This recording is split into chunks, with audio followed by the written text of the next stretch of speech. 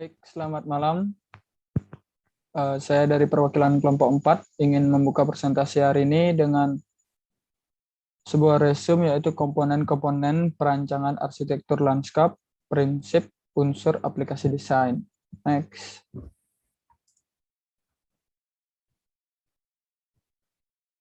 Kelompok 4 terdiri dari saya, Nugrah Jaya dengan NPM akhiran 040. Selanjutnya ada Sri Damayanti dengan akhiran NIM 015. Selanjutnya ada Bayu Mahardika dengan akhiran NIM 048. Ada Oktia Pratama dengan akhiran NIM 049. Selanjutnya ada Dewa Putu Mahendra dengan akhiran NIM 018. Selanjutnya ada Ana Agung Gede Ngurah Agung dengan akhiran NIM 037. Dan yang terakhir adalah Galih Joyorekso dengan akhiran NIM 002. Next. Materi pertama yang akan saya jelaskan yaitu bab 5 tentang bahan material landscape. Arsitektur lanskap pada dasarnya berkaitan erat dengan pembentukan ruang luar atau ruang terbuka. Pembentukan ruang tersebut sangat tergantung dari komponen pembentukan ruang. Sedangkan komponen pembentukan ruang terdiri dari bidang alas, bidang dinding, dan bidang atap. Untuk hal itulah maka pengetahuan dan penguasaan serta pemahaman terhadap material atau bahan lanskap menjadi penting.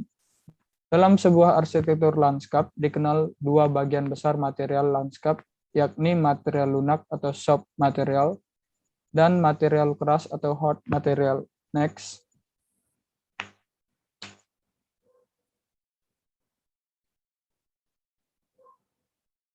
Selanjutnya ada soft material. Kelebihan dari arsitektur lanskap dalam mengubah ruang adalah dapat mengubah ruang dengan komponen material lunak, yaitu tanaman atau pepohonan dan air. Tanaman merupakan material lanskap yang hidup dan terus berkembang. Pertumbuhan tanaman akan mempengaruhi ukuran besar tanaman, bentuk tanaman, tekstur, dan juga warna selama masa pertumbuhannya. Dengan demikian, kualitas dan kuantitas ruang terbuka akan terus berkembang dan berubah sesuai dengan pertumbuhan tanaman. Jadi dalam perancangan lanskap, tanaman sangat erat hubungannya dengan waktu dan perubahan karakteristik tanaman. Secara dasar, khususnya di iklim tropis, dikenal dua macam tanaman ditinjau dari masa daunnya, yakni yang pertama ada tanaman yang menggunakan daun atau deciduous plants. Yang kedua ada tanaman yang hijau sepanjang tahun, yaitu evergreen conifers. Next. Tanaman yang menggugurkan daun atau deciduous plants merupakan jenis-jenis tanaman yang berubah bentuk walaupun warna daunnya sesuai dengan musimnya. Yang selanjutnya ada tanaman yang hijau sepanjang tahun, yaitu evergreen conifers, yaitu tanaman yang jenis tanamannya berdaun lebat dan berbunga sepanjang musim, tidak menggugurkan daun.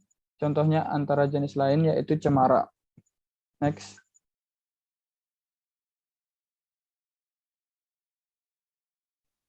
Karakteristik tanaman. Yang pertama ada bentuk atau tajuk, batang, cabang, ranting, serta daun. Yang kedua ada warna. Yang ketiga ada tinggi dan lebar tanaman. Yang keempat yaitu tekstur. Dan yang terakhir yaitu fungsi tanaman.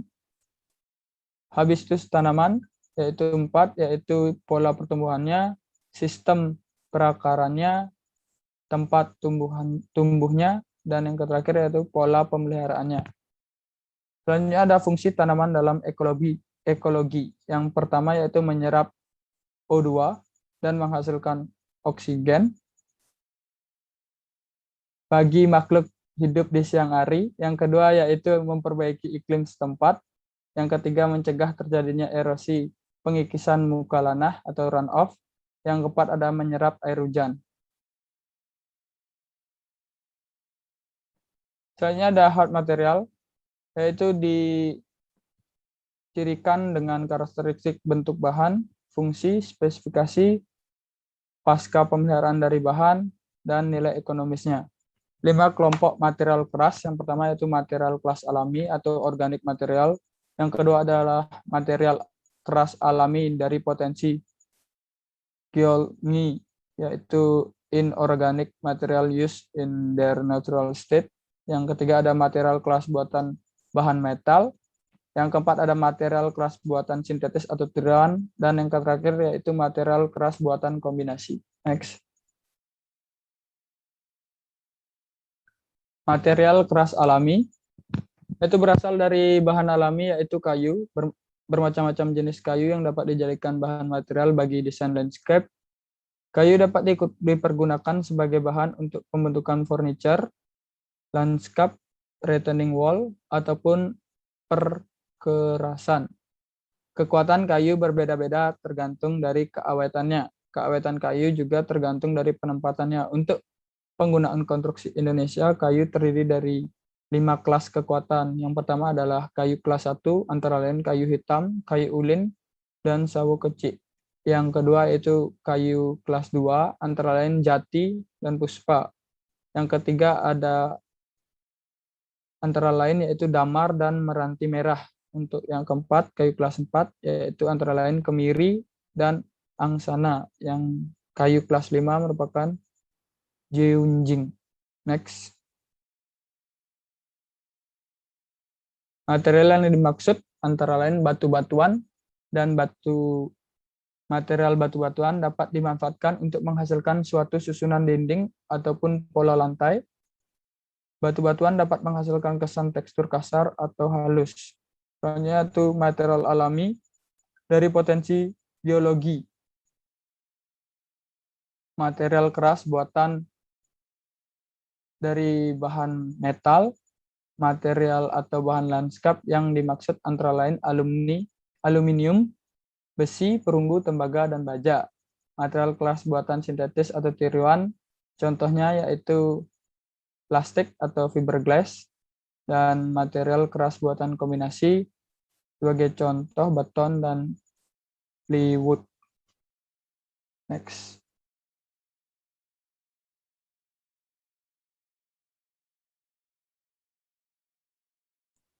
Selanjutnya ada skala. Perjalanan melintasi alam adalah skala dalam arsitektur menunjukkan perbandingan antara elemen bangunan atau ruang dengan suatu elemen tertentu yang ukurannya sesuai dengan manusia. Tiga pembagian macam skala yaitu ada skala manusia. Pada skala ini penekanan diarahkan pada penggunaan ukuran dimensi manusia atau gerak ruang manusia terhadap objek atau benda yang dirancang. Selanjutnya ada skala generik. Pada skala ini, pertandingan diarahkan pada penggunaan suatu elemen atau ruang terhadap elemen lain yang berhubungan di sekitarnya. Selanjutnya ada skala gambar, yaitu peta, yaitu perbandingan pembesaran atau perkecilan antara gambar atau peta yang dikerjakan dengan mempergunakan satuan ukuran angka atau numerik ataupun grafik. Pada ruang-ruang yang masih terjangkau oleh manusia, skala ini dapat langsung dikaitkan dengan ukuran manusia. Pada ruang yang melebihi jangkauan manusia, penentuan skala harusnya didasarkan pada pengamatan visual dengan membandingkan dengan ketinggian manusia sebagai tolak ukurnya. Dalam skala ini, lebih banyak digunakan skala manusia dan skala generik. Ada beberapa macam skala ruang dalam suatu lingkungan perkotaan, yang ini sebagai berikut. Yaitu skala ruang intim, merupakan skala ruang yang kecil sehingga memberikan rasa perlindungan bagi manusia yang berada di dalamnya. Pengertian kecil bukan berarti dikecilkan hingga menjadi kerdil. Selanjutnya ada skala ruang monumental, yaitu merupakan skala ruang yang besar dengan suatu objek yang mempunyai nilai tertentu, sehingga manusia akan merasakan keagungan dari ruang tersebut. Manusia akan terangkat perasaan spiritualnya dan terkesan pada keagungan yang dirasakannya. Tugu Monumen Nasional merupakan suatu contoh yang jelas pada penggunaan skala monumental. Selanjutnya ada skala ruang kota, yaitu merupakan skala ruang yang dikaitkan dengan kota serta lingkungan manusianya, sehingga manusia merasa memiliki atau kerasan pada lingkungan tersebut. Selanjutnya ada skala ruang menakutkan, yaitu pada skala ini objek bangunan mempunyai ketinggian yang berada jauh di atas skala ukuran manusia. Hal ini akan terasa bila kita berjalan dan dari bangunan tinggi dengan jarak antara bangunan berdekatan. Skala dalam hubungan dengan gambar dan peta. dibagi menjadi tiga, yaitu skala gambar. Dalam hal ini, perbandingan jarak pada peta dengan jarak yang sebenarnya dinyatakan dalam bentuk angka atau pecahan yang sederhana. Contohnya skala 1:100, artinya 1 cm di peta atau gambar sama dengan 100 cm di keadaan nyata di lapangan. Selanjutnya ada skala verbal. Jadi skala ini sering dipergunakan terutama pada peta topografi di Amerika atau negara-negara lain yang menggunakan satuan bukan metrik. Contohnya skala 1 inci, 4 mil, 1 inci di peta sama dengan 4 mil di lapangan, skala 1 cm sama dengan 5 km, banding 5 km, artinya 1 cm di peta dan 5 km di lapangan. Selanjutnya ada skala grafik, yaitu skala ini ditunjukkan oleh garis lurus yang dibagi dalam bagian-bagian yang sama, di mana tiap bagian menunjukkan kesatuan-kesatuan yang sama. Baik, selanjutnya sirkulasi. Kinetika dari gerakan merupakan suatu studi tentang pergerakan ini yang diuraikan oleh Geo Simon, Landscape Architecture, dan beberapa buku rujukan antara lain Laurie An Introduction to Landscape Architecture, Urban Landscape Design, dan Rubenstein, Guide to Site and Environmental Planning. Next.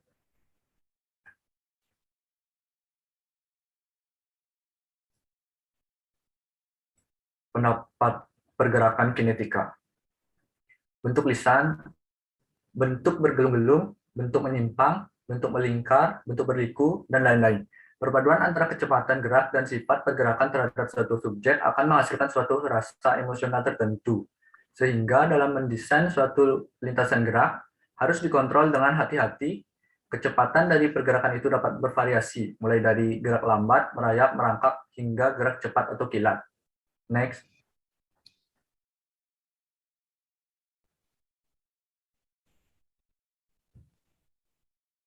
Manusia dan pergerakan. Faktor-faktor yang merangsang manusia untuk cenderung bergerak antara lain, bila ada sesuatu yang menyenangkan, bila ada sesuatu yang sesuai atau cocok, bila sesuatu mempunyai kegunaan, dan untuk mencapai suatu tujuan. Faktor yang merangsang manusia untuk menolak gerak antara lain, ada rintangan dan ada sesuatu yang tidak menyenangkan, ada sesuatu di luar perhatian, ada permukaan yang curam, dan ada kebosanan atau monoton. Faktor yang membimbing manusia dalam pengarah pergerakan adalah adanya simbol-simbol, adanya tanda-tanda, dan adanya dinding-dinding pengarah atau penahan. Faktor yang merangsang manusia untuk beristirahat yaitu kondisi kenikmatan, kesenangan, halangan untuk bergerak, terlibat dalam keadaan tanpa tujuan, dan kesempatan untuk berkonsentrasi. Next. Jenis pergerakan dan pengaruhnya bagi manusia. Pergerakan horizontal. Pengaruh pergerakan horizontal pada manusia dikarenakan adanya pergerakan yang lebih mudah, lebih besar, dan efisien pada bidang horizontal, perubahan arah lebih mudah, pergerakan lebih aman, pemilihan alternatif arah lebih banyak. Pergerakan menurun ke bawah. Pergerakan ke bawah pada manusia karena adanya usaha atau tenaga yang dikerahkan berkurang, namun sudut kemiringan harus dipertimbangkan. Adanya perasaan atau bersembunyi, perlindungan atau privasi, perlindungan bawah tanah, adanya konsep penyimpanan bawah tanah. Pergerakan mendaki atau ke atas. Pengaruh pergerakan ke atas pada manusia adalah bersifat menggembirakan, membutuhkan tenaga tambahan, merasa berpisah dengan benda-benda di tanah, mengambang dekat dengan matahari. Next. Pengaruh jarak dalam sirkulasi. Jarak dapat mengganggu pola sirkulasi yang diterapkan. Jarak jauh menyebabkan pola sirkulasi yang direncanakan tidak sesuai dengan tujuan yang diinginkan. Perancang mempunyai tugas untuk memperkecil halaman tersebut. Apalagi bila sirkulasi tersebut dikaitkan dengan faktor kecepatan dan pertimbangan ekonomi, hal ini dapat diatasi dengan penerapan pola sirkulasi yang bersifat langsung dan praktis. Next. Tata hijau. Elemen landscape pada dasarnya dapat dibagi menjadi dua golongan besar, yaitu elemen keras atau hard material mencakupi perkerasan bahan statis, dan elemen lembut atau soft material yaitu tanaman dan air. Dalam kaitannya dengan perancangan landscape tata hijau atau painting design merupakan satu hal pokok yang menjadi dasar dalam pembentukan ruang luar. Next. Habitus tanaman. Habitus tanaman adalah tanaman yang dilihat dari segi botanis atau morfologi, sesuai dengan ekologis dan efek visual. Segi botanis atau morfologis tanaman dibagi menjadi pohon, yaitu batang berkayu, percabangan jauh dari tanah, berakar, dan dalam dan tinggi di atas 3 meter. Perdu, batang berkayu, percabangan dekat dengan tanah, berakar dangkal dan tinggi 1-3 meter. Semak, batang tidak berkayu, percabangan dekat dengan tanah, berakar dangkal dan tinggi 50 cm sampai 1 meter. Itu segi ekologis tanaman dilihat dari tempat hidupnya, yaitu dataran rendah, dataran tinggi, lereng, gunung, danau, dan pantai. Next.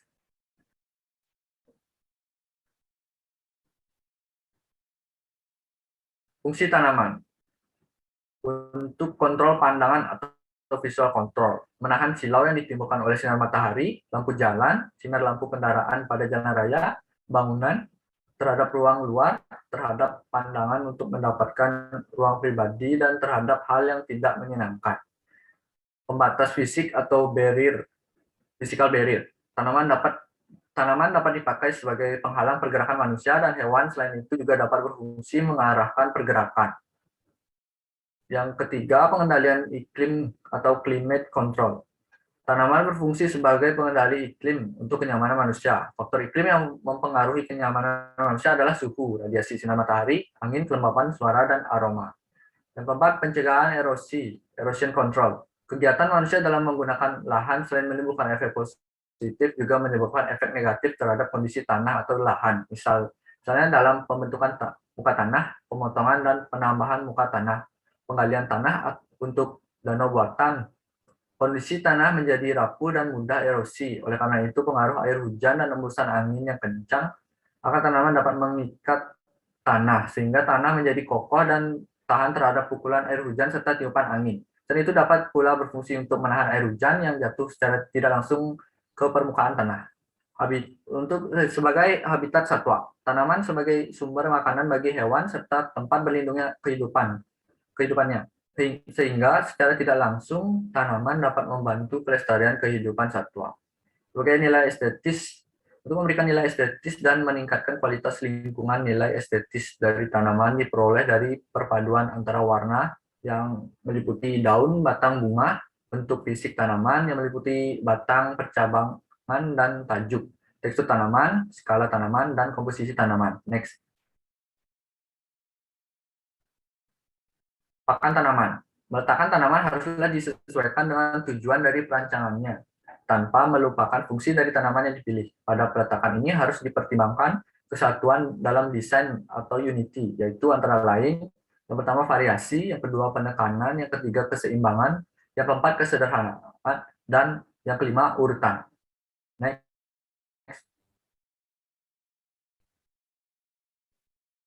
Materi selanjutnya ada fasilitas parkir. Dengan semakin banyak dan berkembangnya alat transportasi darat serta semakin banyaknya lokasi kegiatan manusia yang tersebar di berbagai tempat, maka kebutuhan sarana jalan kendaraan semakin meluas. Maka kebutuhan akan tempat parkir semakin meningkat, terutama di kota besar dan tempat yang padat aktivitas. Next.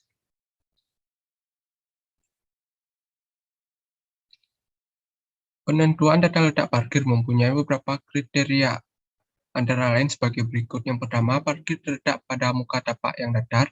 Yang dimaksud di sini adalah tempat yang berada pada permukaan yang datar. Yang kedua, penempatan parkir tidak terlalu jauh dari pusat kegiatan.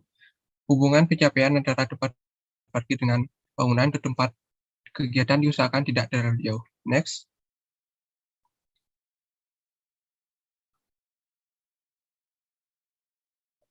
Selanjutnya ada perkerasan dan konstruksi.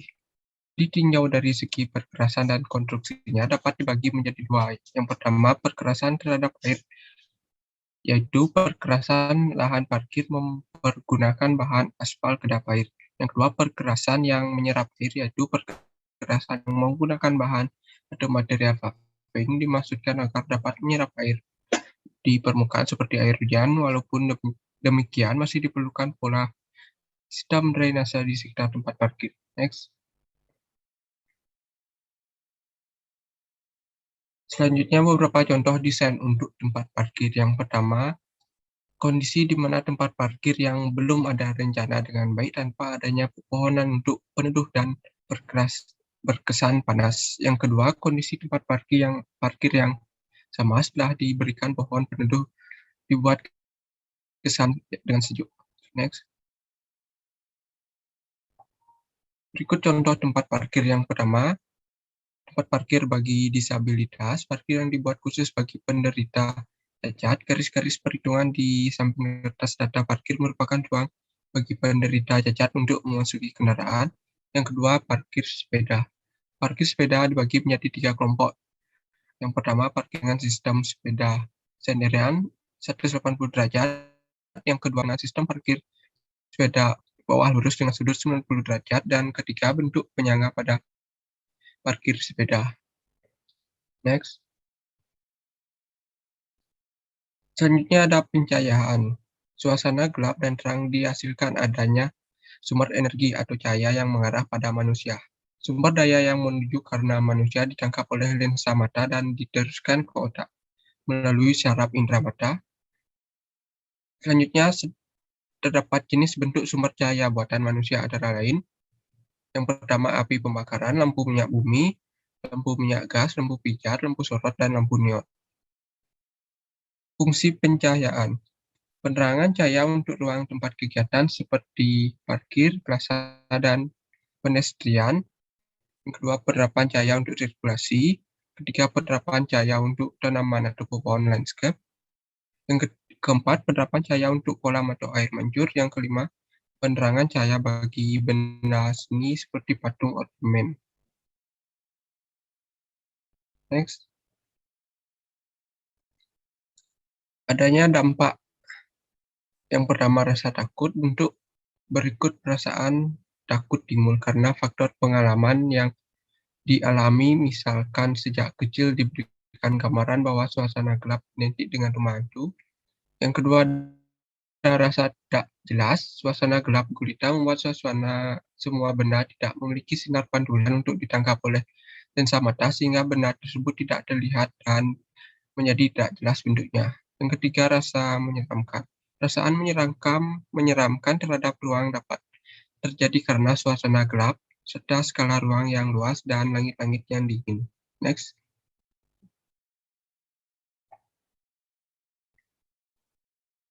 Pola lantai. Dalam arsitektur lanskap, perkerasan merupakan bagian dari material yang digunakan dalam penyelesaian desain.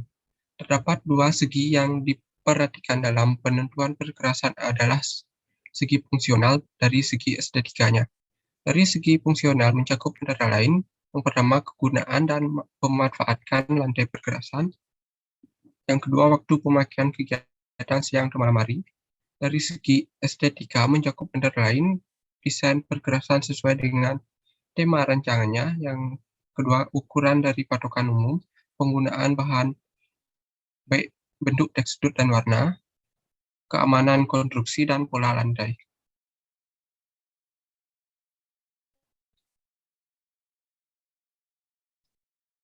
Kenyamanan. Kenyamanan adalah segala sesuatu yang memperhatikan penggunaan ruang secara harmonis, baik dari segi bentuk, tekstur, warna, aroma, suara, bunyi, cahaya, atau lainnya. Selanjutnya akan dilanjutkan oleh teman saya. Baik, di sini ada faktor yang mempengaruhi kenyamanan. Yang pertama itu ada sirkulasi. Sirkulasi itu sistem sirkulasi sangat erat hubungannya dengan pola penempatan aktivitas dan penggunaan tapak sehingga merupakan pergerakan dari satu ruang ke ruang yang lain. Adanya pembagian sirkulasi antara manusia dan kendaraan. Pertama ada sirkulasi kendaraan, dibagi menjadi 2, yaitu jalur distribusi, jalur untuk gerak perpindahan lokasi, dan jalur akses. Yang kedua ada jalur yang melayani hubungan jalan dengan pintu masuk bangunan. Di sini ada sirkulasi manusia, yang dimana dapat berupa pedestrian atau mal yang membentuk hubungan erat dengan aktivitas kegiatan di dalam tapak. Next. Di sini ada faktor yang mempengaruhi kenyamanan. Yang pertama itu iklim atau kekuatan alam. Ada radiasi sinar matahari, yang dimana dapat mengurangi rasa nyaman terutama pada daerah tropik. Yang kedua ada angin.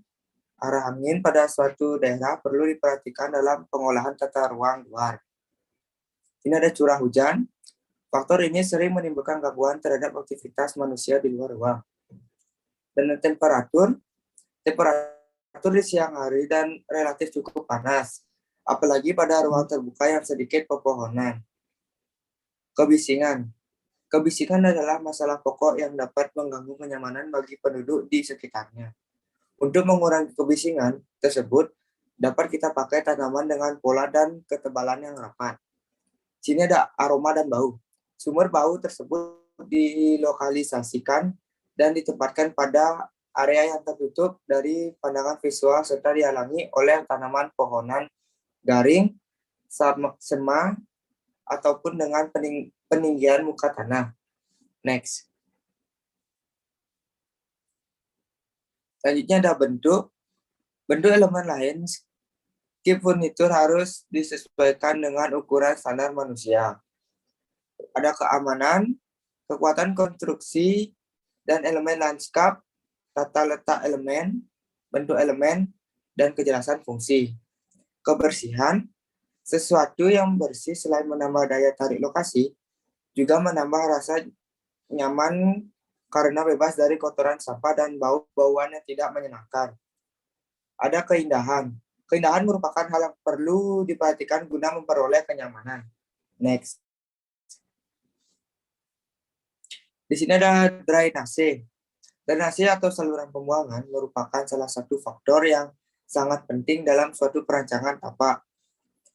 Ruang luar atau tampak yang telah dirancang dengan baik apabila terdapat bagian dari tempat yang tergenang air akan menyebabkan rancangan menjadi tidak sempurna. Next. Untuk pengolahan tampak dengan permukaan tanah yang bergelombang atau berkontur, maka pemecahan masalah dari drainase atau saluran air lebih rumit dibandingkan dengan permukaan tanah yang relatif merata. 1. Sumber aliran air. Air pada hakikatnya dapat bersifat statis dan dinamis yang dapat menimbulkan kerusakan dan keuntungan bila mana air bergerak. Cepat lambatnya, aliran air di atas tanah tergantung dari kemiringan tanah dan daya resap tanah.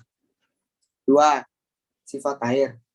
Air yang mengalir dapat membawa benda-benda yang telah lapuk menjadi butiran kasar dan halus menuju tempat yang lebih rendah. Next. 3. Sistem saluran pembuangan. Untuk menentukan sistem saluran pembuangan, perlu diketahui terlebih dahulu hal berikut. Yang pertama, tujuan dan sasaran dari rancangan tapak yang direncanakan. Yang kedua, perbedaan ketinggian antara lokasi saluran induk ruangan kota dengan lokasi daerah genangan air atau lokasi tapak. Ketiga, ada volume air buangan yang tidak ditampung dan dialihkan. Yang keempat, ada saluran pembuangan. Saluran pembuangan ini terdiri dari saluran pembuangan air di atas tanah dan saluran pembuangan air di dalam tanah. Next. Next. Baik, saya akan melanjutkan materi bab 6, yaitu proses perancangan. Pada tahapan penataan ini, diperlukan sebuah kelengkapan baik data, fisik atau bangunan perkerasan dari master plan. Kemudian, perbandingan antara ruang terbangun dan ruang terbuka yaitu 40% sampai 60% atau lebih besar.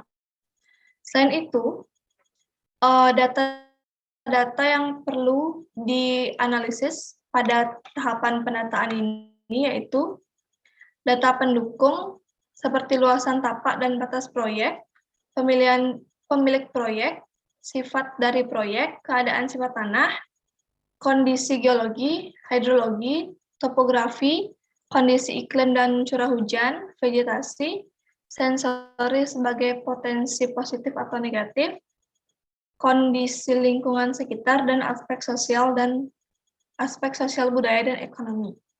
Next.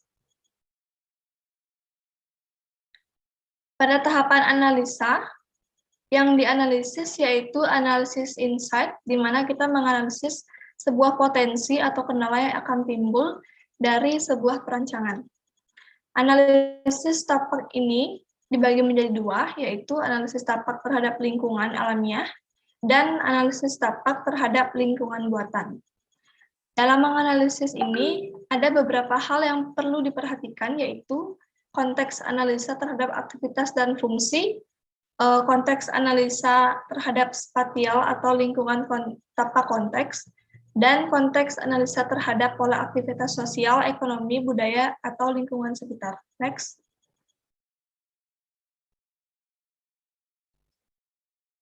Ada beberapa hal yang sangat penting dan perlu dianalisis, yaitu yang pertama, analisis terhadap pengguna ruang untuk mendapat sebuah program kebutuhan, di mana pola tingkah laku manusia, pemakai, dan tingkat sosiologis akan memberikan sebuah pertimbangan terhadap aktivitas kegiatan yang diperlukan. Kedua, yaitu analisis terhadap lingkungan alamiah untuk memahami karakteristik tapak. Dalam menganalisis sebuah lingkungan alamiah, untuk memahami karakteristik tapak tersebut, terdapat aspek yang perlu dianalisis, yaitu iklim atau klimatologi, vegetasi atau makhluk hidup lainnya, topografi, tanah, sensori, analisis. Kemudian analisis yang perlu dilakukan yaitu view atau titik pandang, penglihatan, di mana bagiannya yaitu seperti sumber kebisingan. Kemudian evaluasi master plan atau analisis lingkungan buatan untuk memahami konsepsi master plan. Dengan mengetahui konsep master plan, maka pemikiran terhadap program rancangan lanskap yang dibuat akan menyesuaikan dengan rencana tersebut.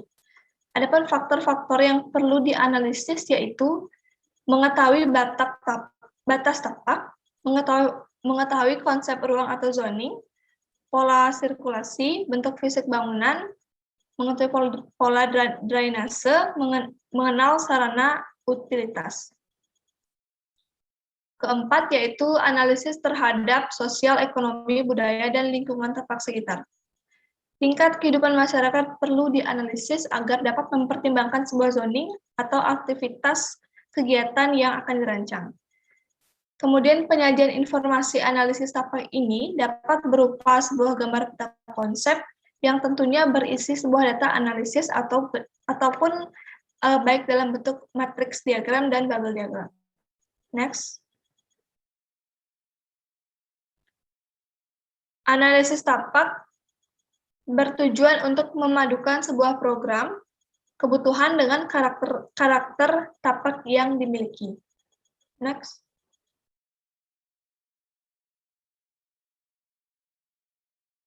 Selanjutnya akan dilanjutkan oleh teman saya.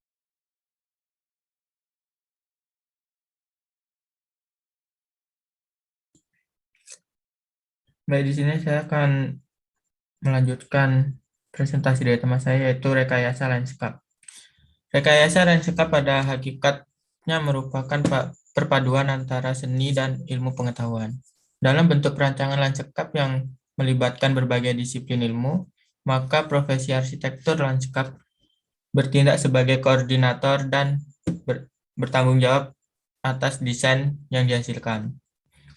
Hal-hal yang perlu diperhatikan dalam rekayasa lanskap sebagai berikut, yaitu pembentukan dan pengolahan muka tanah, selanjutnya struktur-struktur dalam lanskap, dan sistem utilitas dalam lanskap, serta konstruksi khusus gambar kerja. Nah, tahapan skematik. Setelah melakukan penganalisian, maka tahap selanjutnya adalah menentukan sintesis. Tahapan sintesis merupakan pemikiran terhadap konsep pemecahan masalah yang ingin diaplikasikan dalam tapak. Jadi, yang dimaksud dengan konsep di sini adalah konsep programatik. Konsep programatik adalah mengadu pada gagasan-gagasan yang dituju terutama sebagai pemecahan fungsional dan operasional. Konsep tersebut adalah gagasan umum dan mengacu pada tapak. Di samping itu, perlu disediakan dengan konsep desain. Konsep desain adalah mengacu pada gagasan yang dimaksud sesuai dengan tujuan pemecahan visi arsitektural. Dan perlu diperhatikan, konsep programatik yang disajikan bukan uraian atau gambaran konsep teoritis, melainkan konsep dari pemecahan masalah ke dalam tapak. Nah, selanjutnya yaitu di bidang konsep programatik, beberapa aspek dari konsep yang perlu diusulkan adalah sebagai berikut. Yang pertama, yaitu bagaimana konsep programatik ke tahap lingkungan. Kedua, bagaimana konsep programatik ke tahap zoning. Dan ketiga, bagaimana konsep programatik ke tahap ruang. Keempat, bagaimana konsep programatik ke tahap sirkulasi. Kelima, bagaimana konsep programatik ke tahap tata hijau. Keenam, bagaimana konsep terhadap pembentukan muka tanah. Dan yang terakhir, bagaimana konsep terhadap rekayasa lanskap. Kumpulan dari konsep programatik ini divisualisasikan dalam bentuk skematik plan dengan peta dasar dari tapak yang dirancang. Selanjutnya dari visualisasinya tersebut dapat dilanjutkan pada visualisasi skematik desain yang menggambarkan ruang atau bentuk 3 dimensi dari konsep tersebut. Keadaan tapak dapat bentuk sketsa imajinatif yang mendekati keadaan tapak, atau dengan montek, atau juga dengan contoh khusus proyek sejenis. Ukuran lebih memahami ruang-ruang yang akan diciptakan, maka perlu kiranya dipelajari dan dihayati ruang serta secara nyata dalam bentuk maket study. Nah, di sini ada tahapan perencanaan. Tahapan ini merupakan desain atau sintesis, yaitu usulan keputusan kepercayaan masalah desain walaupun masih bersifat sementara, atau dengan kata lain adalah mengaplikasikan konsep program ke dalam tapak melalui pertimbangan arsitektural, yakni tema, komponen, bentuk ruang, bentuk atau gaya atau style, fungsi ruang, kesan ruang, nilai ruang, komposisi, skala, warna, bahan material alami atau buatan, sistem estetika, sistem konstruksi, tekstur, dan lainnya. Selanjutnya yaitu tahap pengembangan rancangan. Tahapan ini merupakan keputusan tahapan final dari pemecahan masalah desain yang nantinya menjadi dasar bagi rancangan detail selanjutnya. Yang terpenting pada tahapan ini adalah memberikan visualisasi rancangan secara jelas, teratur,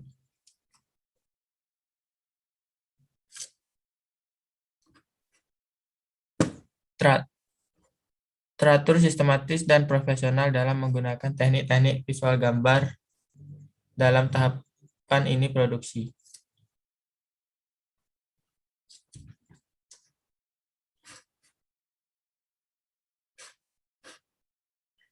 Yang pertama, gambar planning desain yang diberikan sesuai kebutuhan tersebut, yaitu gambar planning desain mulai dari layout plan dengan skala 1:500 sampai dengan perspektif bird eye.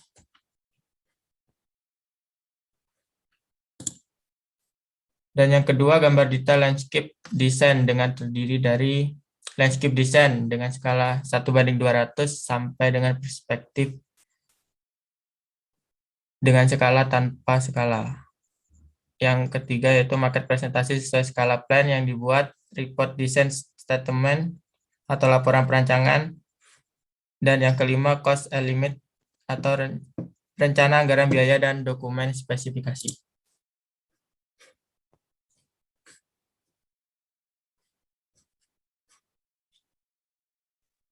Baik, sekian presentasi dari kelompok 4. Apabila ada kesalahan kata, mohon dimaafkan. Saya ucapkan selamat malam dan terima kasih.